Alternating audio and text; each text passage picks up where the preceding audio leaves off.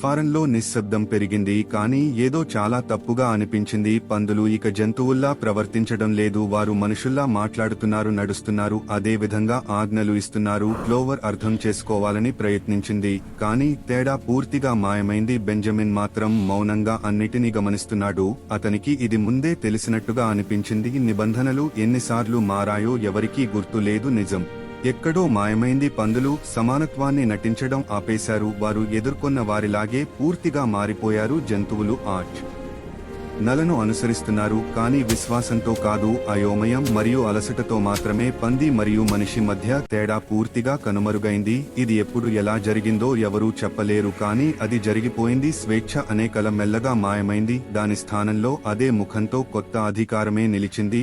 చివరికి జంతువుల మనసుల్లో ఒకే ప్రశ్న మిగిలింది: నిజంగా ఏమైనా మారిందా, లేక ఇది కూడా ఒక మోసమేనా?